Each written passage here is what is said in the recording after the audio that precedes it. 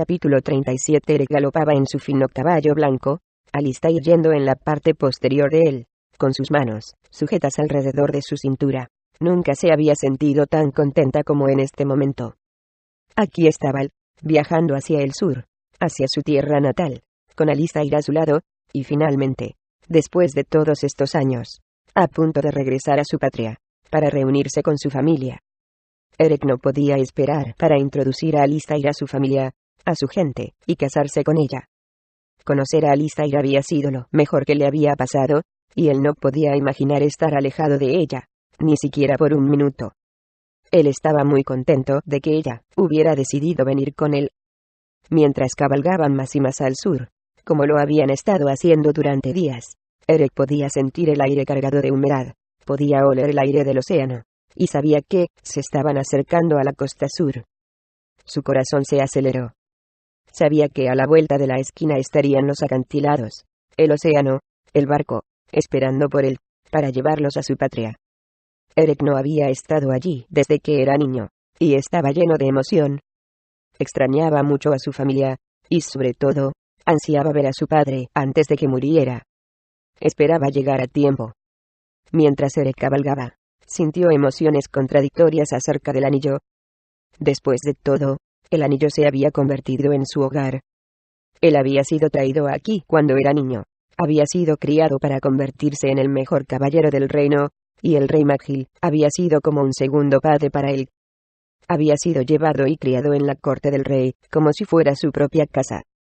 Había sido criado con la hermandad de los plateados, y detrás de Eric podía oír el sonido de las espuelas de una docena de ellos, que lo acompañaban hasta ahora, como un gesto de respeto. Eran verdaderos hermanos para él. Una parte de él se sentía culpable por dejarlos, por dejar al anillo sin protección. Sin embargo, al mismo tiempo, Eric sabía que dejaba el anillo en buenas manos, con Kendrick y todos los demás aquí para protegerlo. También sabía que el anillo era más fuerte que nunca, con todas sus fortalezas y castillos reparados, el cañón protegido, el escudo activado, con los puentes y torres reforzados. Y sobre todo, Ralibar vigilando. Marcharse era doloroso, pero al menos Eric podía estar seguro de que el anillo era invulnerable. Y si alguna vez había un momento de regresar a su patria, era ahora que su padre se estaba muriendo, y de cumplir con su promesa de casarse con Alistair, de estar con su gente. Ese momento ya había llegado. Finalmente, llegaron a una colina, y todos se detuvieron y miraron el panorama frente a ellos.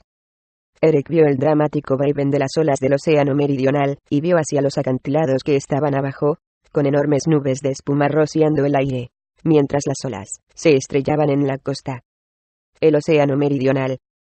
Eric observó las costas, esperando ver qué estaba aguardando por él en la costa, la enorme embarcación con las blancas velas imponentes que lo llevaría a casa. Sin embargo, mientras todos los caballeros se detenían junto a él, Eric miró hacia abajo, perplejo. Su barco no estaba en la costa. Eric, atónito, observó la costa hacia arriba y hacia abajo. No puede ser, dijo para sí mismo. ¿Qué pasa, mi señor?, preguntó uno de los caballeros. Nuestra embarcación, dijo. No está aquí. Eric, sentado en su caballo, se preguntaba qué había pasado, cómo podría suceder esto. No podía volver a su casa sin el barco. ¿Tendrían que regresar? Sabía que había solamente una manera de averiguarlo, tendrían que bajar y ver por sí mismos. Eric pateó su caballo, y galoparon hacia abajo de los abruptos acantilados, tomando caminos sinuosos hacia la roca, dando vueltas y vueltas hasta que finalmente llegaron a la costa. Cabalgaron por la arena hasta la orilla del agua, y Eric miró a la derecha y a la izquierda, buscando alguna señal de ellos. En la distancia, a su izquierda, vio otra embarcación. Pero tenía otro color de velas, negras y verdes, que no reconocía. No era la suya. No entiendo, dijo Eric. Era el barco que mi padre envió. Se suponía que nos esperaría aquí. No sé qué pudo haber pasado. Se fue, dijo una voz. Eric se volvió y vio a un hombre grande con un mentón rugoso y poco pelo, que parecía haber sido un guerrero, pero ya había pasado su mejor momento. Se fue por la parte trasera de un acantilado, flanqueado por varios hombres en ropas andrajosas, marineros, y todos se dirigieron hacia Eric. Salieron hace 3 días, dijo el hombre una vez más, mientras se acercaba. Esperaron. Después deben haber pensado que usted no vendría. Regresaron al lugar de donde vinieron. Al parecer, usted llegó tarde. ¿Por qué tomamos otra ruta? Uno de los caballeros le dijo a Eric. En esa bifurcación. Eric meneó la cabeza. Llegamos con solamente 3 días de retraso, dijo. Deberían haber esperado. ¿Otro grupo llegó ayer?, dijo el hombre, y pagaron más. Tenían un cliente. Y se lo llevaron. Eric enrojeció. Se lo prometieron a mi padre. Ya no existe el honor, se preguntó en voz alta a sí mismo. ¿A dónde va?, el hombre le preguntó, acercándose, encendiendo una pipa. Es a mi nave, añadió, gesticulando sobre su hombro al otro barco en la orilla. Tal vez yo puedo llevarlo allí. Eric miró sospechosamente al hombre, de arriba hacia abajo. No le daba una buena impresión.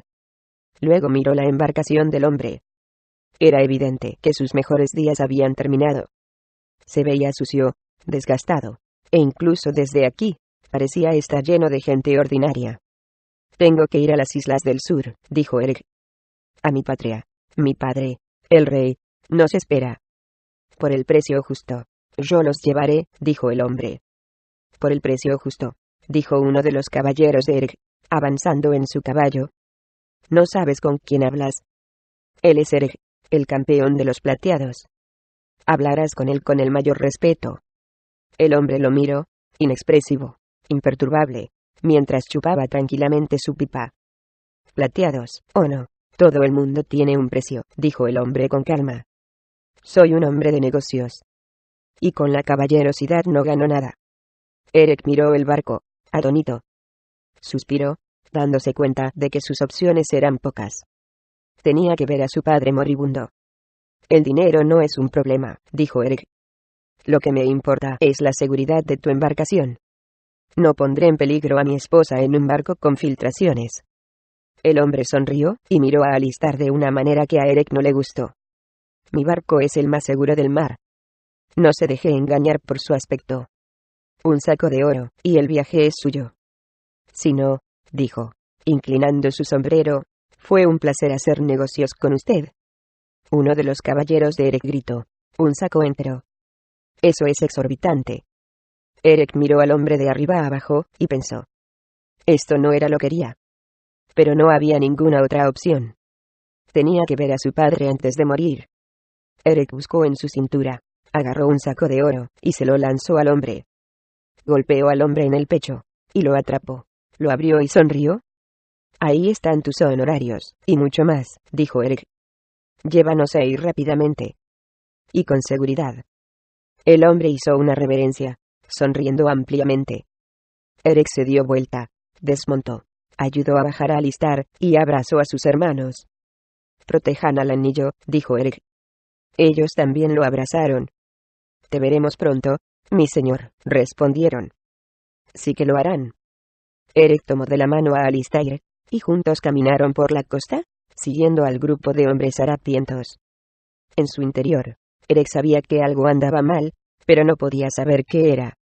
Mientras caminaba hacia la nave, sosteniendo a Alistair de la mano, firmemente, se volvió y vio que sus hombres ya se habían marchado. Volvió a ver a la enorme embarcación que estaba ante ellos, acercándose más y más, y se preguntó si acababa de cometer el mayor error de su vida. Capítulo 38. Luanda se encontraba inmersa en el frío manantial, sola, en lo alto de las montañas de la zona montañosa, como era su costumbre cada mañana. Pasó el agua fría a través de su pelo, que ya había crecido completamente, y la sensación helada en su cuero cabelludo la hacía sentir viva, despierta. Le recordaba dónde estaba. Ella no estaba en casa. Estaba en una tierra extranjera. En el lado equivocado del altiplano. Era una exiliada. Y nunca volvería a casa. El agua fría le hizo recordarlo, como lo hacía cada mañana, y de alguna manera, había llegado a disfrutarlo. Era su forma de recordarse a sí misma en lo que se había convertido su vida. Estaba vacía, aquí, en estos manantiales de montaña, rodeada de gruesos bosques de verano y hojas y cubiertas por la neblina de la mañana. Y a pesar de odiar todo acerca de este lado de la sierra, Luanda tenía que admitir que había llegado a gustarle esto, en este lugar que nadie conocía. Ella lo había descubierto accidentalmente un día, en una de sus largas caminatas, y desde entonces había venido aquí todos los días. Luanda lentamente emergió del agua, se secó con la fina toalla de lana que había traído y luego, como era su costumbre cada mañana, tomó la larga rama larga de hierbas que el boticario le había dado, y se alivió con ellas. Colocó las hierbas sobre una roca a la luz del sol, al lado del agua, y esperó. Vio de cerca su color verde, como lo había hecho todos los días durante varias lunas, esperando y esperando que se volvieran blancas. Si cambiaban, el boticario le dijo que significaba que estaba embarazada. Todas las mañanas Luanda se había parado allí, secándose y había visto las largas hojas curvadas y todas las mañanas se había decepcionado. Ya había perdido la esperanza. Ahora, era solo una cuestión de rutina. Luanda estaba empezando a darse cuenta de que nunca conseguiría embarazarse. Su hermana también la vencería en esto. La vida sería cruel con ella de esta manera, también, como lo había hecho en cualquier otro aspecto. Luanda se inclinó sobre el agua, y miró su reflejo. Las aguas quietas reflejaban el cielo de verano, las nubes, los dos soles, y Luanda se reflejaba en los giros y vueltas de la vida. Había alguien que realmente la amara en su vida. Ya no estaba segura. Ella sabía que amaba a Bronson, y que él también la amaba. Quizás eso debería ser suficiente, con o sin el niño. Luanda reunió sus cosas, y se dispuso a irse, y por si acaso, miró la rama que estaba sobre la roca. Quedó fría cuando lo hizo, conteniendo la respiración. No lo podía creer allí. En el sol, la rama se había vuelto blanca. Luanda jadeó. Ella subió la mano a su boca, con miedo de estirar la mano hacia la rama. Se levantó con las manos temblorosas, y la examinó por todos lados. Era blanca. Blanca como la nieve. Como nunca había estado. Luanda, a pesar de sí misma, empezó a llorar. Ella empezó a llorar, abrumada por la emoción. Se inclinó y puso la mano en su estómago, y se sintió renovada, se sintió desbordada de alegría y felicidad. Finalmente, la vida había dado un giro a su favor. Finalmente, tenía todo lo que Gwendolyn tenía. Luanda se dio vuelta, y se fue corriendo desde el manantial, a través del bosque, hacia la colina. En la distancia, ya podía ver la fortaleza donde estaba su marido. Corrió a toda velocidad, con lágrimas en su rostro, con lágrimas de alegría. Ella casi no podía esperar para darle la noticia. Por primera vez desde que recordaba, estaba feliz. Estaba realmente feliz. Luanda irrumpió en el salón del castillo, corrió más allá de los guardias, subió la escalera espiral de piedra de 3 en 3. Sin aliento, ella corrió y corrió, deseando ver a Bronson. No podía esperar para ver su reacción.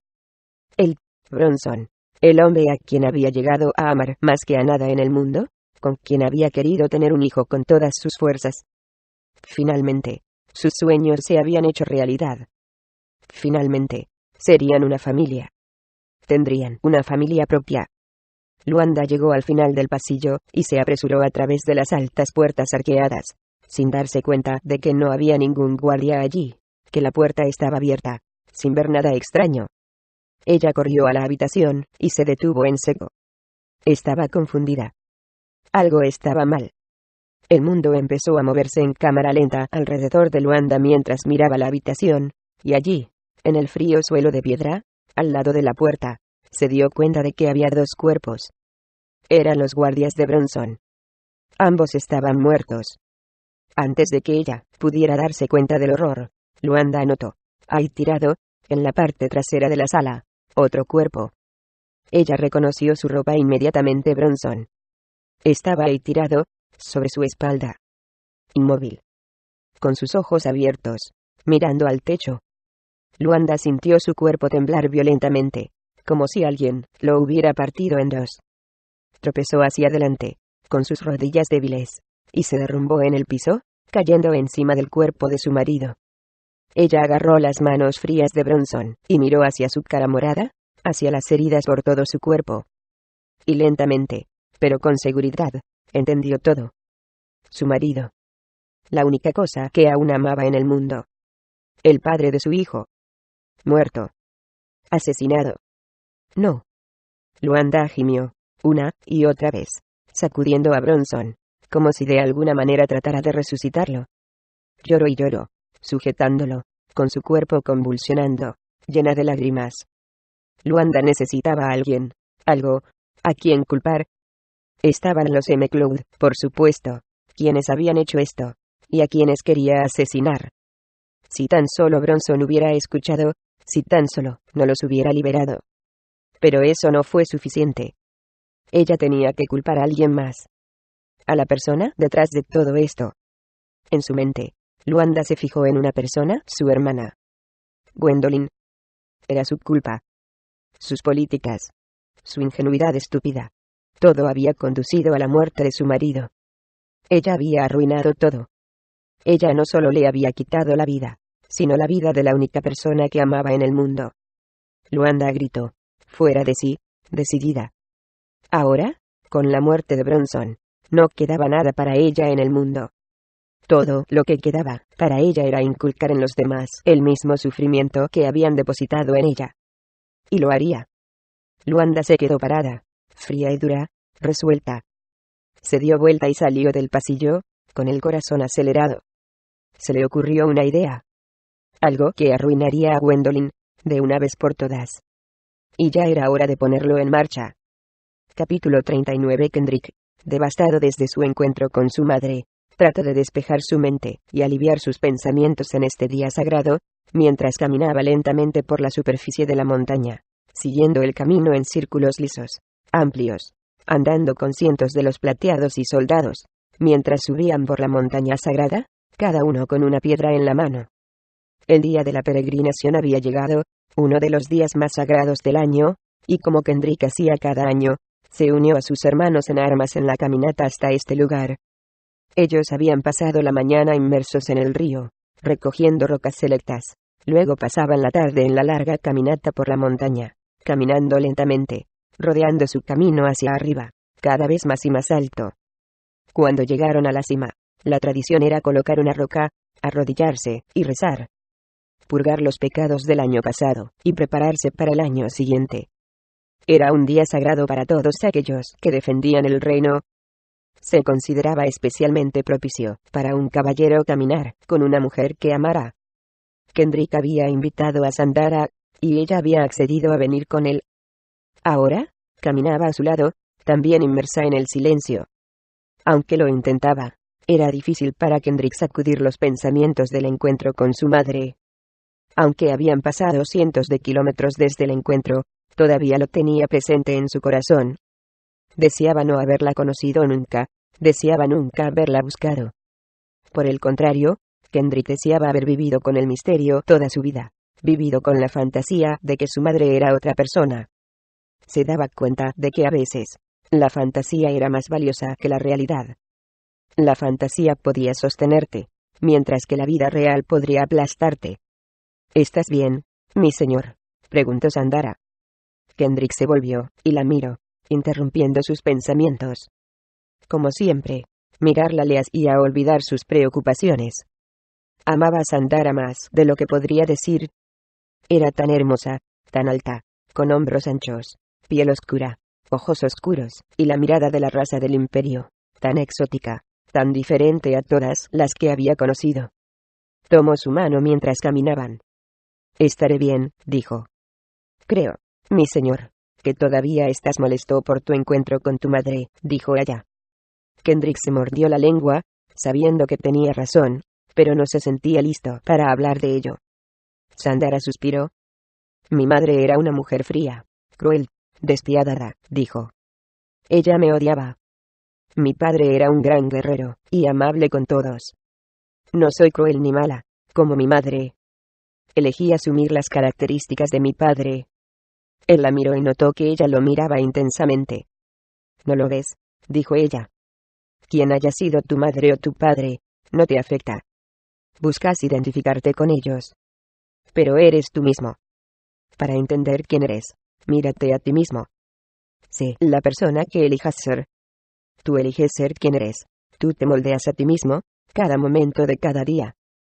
Kendrick pensó en sus palabras mientras caminaban, rodeando la montaña, y se dio cuenta de que tenían gran sabiduría. Era difícil hacerlo, pero tenía que olvidarse de sus padres. Tenía que descubrir quién era, él mismo. Kendrick ya se sentía mejor, y se volvió, y la observó. Mis padres nunca se casaron, dijo él. No pasaron su vida juntos. Yo no quiero vivir esta vida solo. Me gustaría estar casado. Tener hijos que me conozcan. Niños legítimos. Sandara, dijo Kendrick, carraspeando su garganta, quiero casarme contigo. Sé que te lo he pedido antes. Pero realmente quiero que pienses en ello. Por favor.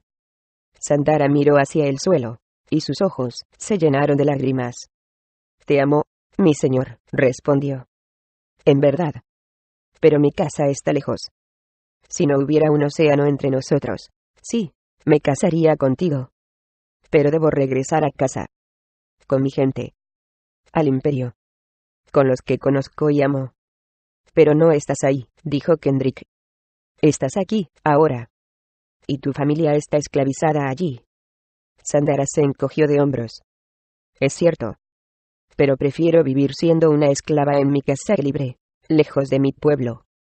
Kendrick realmente no podía entender, pero sabía que tendría que aceptar sus deseos. Por lo menos estoy contigo, mi señor, dijo. No me iré hasta dentro de varios días. Kendrick apretó la mano de Sandara con más fuerza, y se preguntó por qué todas las mujeres que le importaban en el mundo debían desaparecer de él. Él sabía que solo debía apreciar el tiempo que estaba con ella ahora. Pero pensar en que ella se fuera dificultaba las cosas. Caminaban, en silencio, con cientos de otras personas, hasta que finalmente llegaron a la cima de la montaña. Era solemne aquí, tranquilo, y había un sentimiento sagrado en el aire. Kendrick se sintió inmediatamente en paz. Kendrick se arrodilló en el césped de la amplia meseta y junto con otros caballeros, colocó su piedra en el creciente montículo de rocas. Al hacerlo, inclinó su cabeza. Por favor, Dios, oro en silencio, no alejes a esta hermosa mujer de mí. Permítenos estar juntos. Encuentra la manera. No quiero separarme de ella. Kendrick abrió los ojos, y lentamente se levantó, sorprendido por la oración que eligió. No lo había estado planeando. Generalmente oraba por el año que venía, generalmente oraba para tener fuerza contra sus enemigos, para tener gallardía, para tener valor. Pero esta fue la oración que pasó por la mente de Kendrick, y no la detuvo.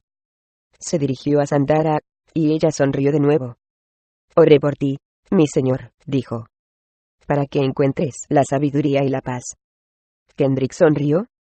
Yo también dije una oración muy especial. Kendrick vio sobre el hombro de Sandara, detectó movimiento en el horizonte, y de repente, su sonrisa se derrumbó. Estaba confundido por lo que vio. No tenía sentido. Kendrick empujó a un lado a Sandara y analizó el horizonte con los ojos de un guerrero profesional. Al hacerlo, su corazón latió más rápido en su pecho. No podía ser. Allí, en el horizonte, había una nube de polvo, humo negro y miles de guerreros con armadura, a la carga, yendo por el camino hacia la corte del rey, que no tenía vigilancia. Este fue el único día del año, el día de la peregrinación, cuando las puertas quedaron abiertas. Por supuesto, Kendrick nunca pensó que necesitaría ser protegida.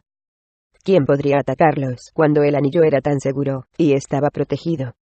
Kendrick miró de cerca, con su cara enrojecida, mientras reconocía la armadura de la MC Cloud. Enfureció, enfadado consigo mismo, por no haber dejado más protección. Estaban a mediodía de viaje, y los M-Cloud ya estaban cerca, muy cerca, ya en las puertas. En momentos, Kendrick se dio cuenta atónito, que su hermana, desprotegida, estaría muerta. Kendrick soltó un gran grito de guerra, y todos sus hombres se volvieron y vieron lo que él vio. Luego todos hicieron lo mismo, mientras Kendrick bajó corriendo por la montaña, a buscar su caballo, deseosos de unirse a la lucha, pero dándose cuenta, con una sensación de hundimiento, que ya era demasiado tarde. En pocos momentos, todo el mundo que él conocía y amaba, estarían muertos. Capítulo 40. Godfrey galopaba por el camino sin fin, como lo había estado haciendo toda la noche, solo, jadeando, mirando sobre su hombro, buscando cualquier señal del ejército MC Cloud.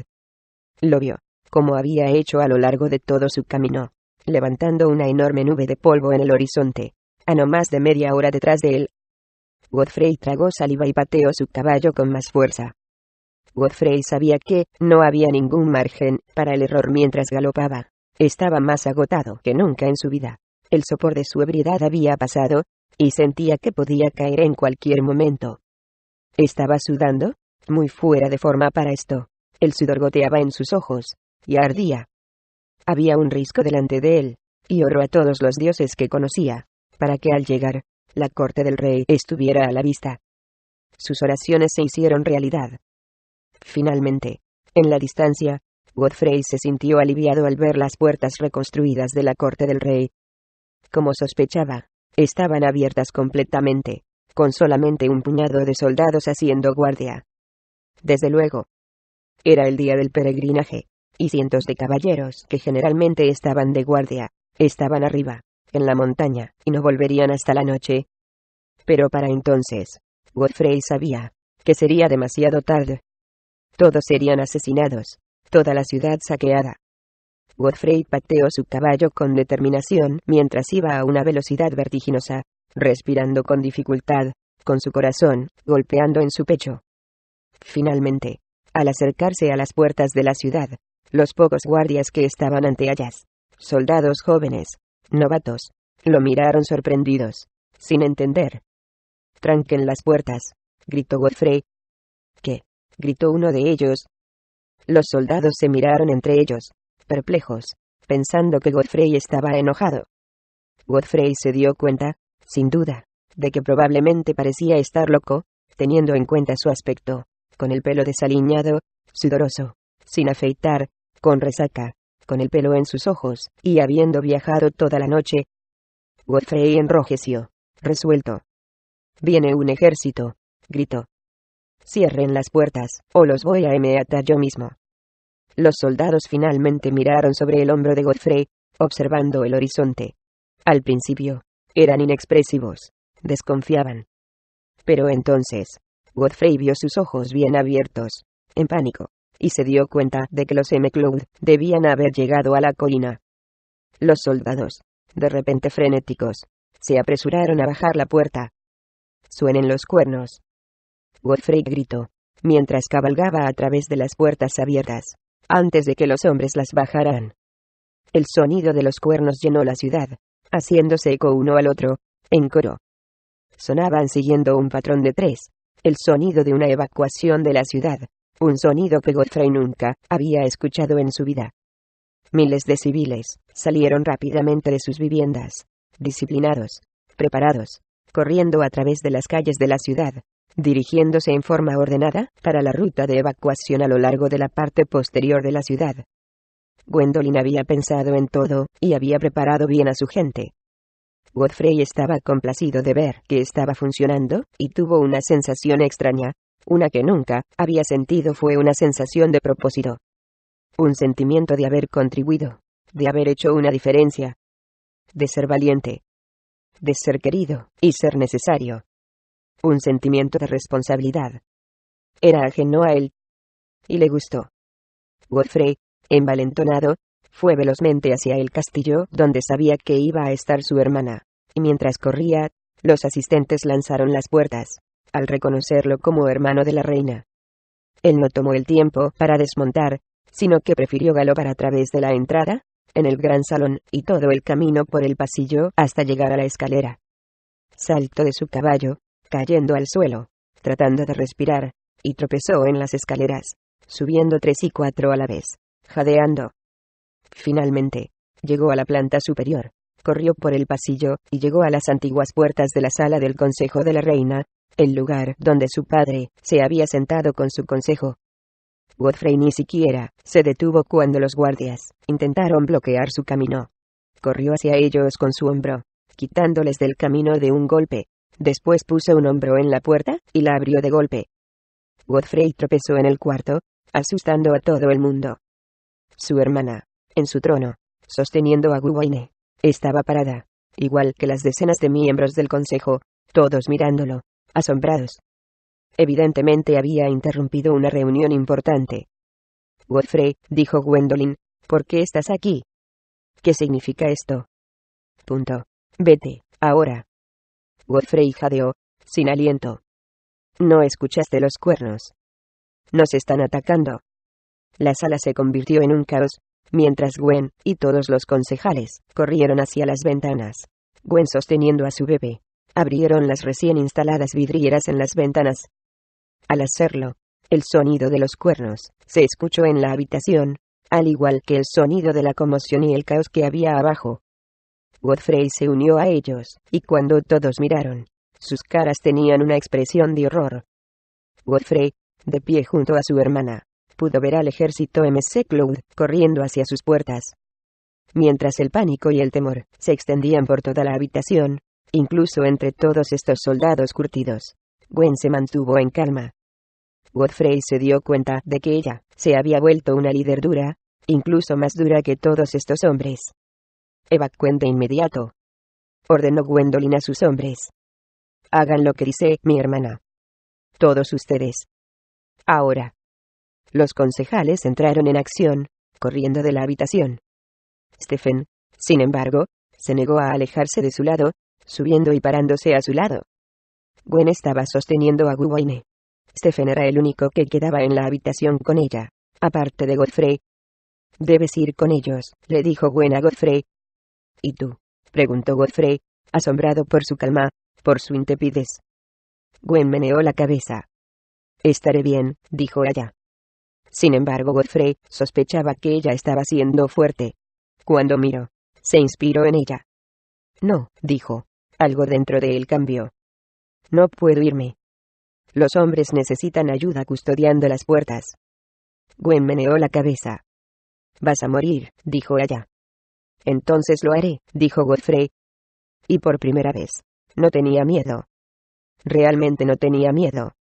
Gwen debe haber sentido el cambio en él, porque por primera vez en su vida, lo miró de manera diferente. Ella puso una mano de aprobación sobre su hombro, y lo miró firmemente a los ojos. Papá estaría orgulloso de lo que has hecho hoy, dijo. Godfrey se sintió lleno de amor y agradecimiento. Era la primera vez que alguien en su familia lo aprobaba, que lo veía como otra cosa que no fuera un borracho. Godfrey asintió con la cabeza, con los ojos brillantes, y le dio una larga, última mirada, esperando volver a ver algún día a su hermana. Temía que no lo haría. Que estés bien, hermana mía.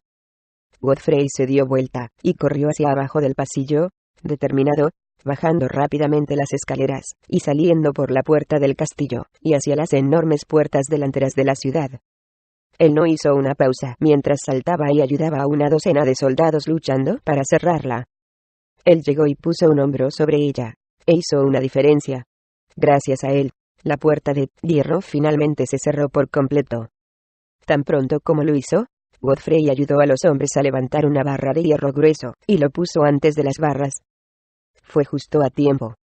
Unos segundos más tarde, el ejército McLeod llegó a las puertas, y las golpeó. Se detuvieron, incapaces de abrirlas. Godfrey siguió al otro soldado, corriendo por las escaleras hasta el nivel superior de la fortaleza, y tomó un arco, junto con los otros. Se arrodilló, y tomó un lugar entre las murallas con los demás. Apuntó y disparó su primera flecha, y se sintió bien. Él defendería esta ciudad. No ganaría. De hecho, sabía que iba a morir este día. Pero eso ya no le importaba. Lo único que le importaba era morir en un gran acto de honor.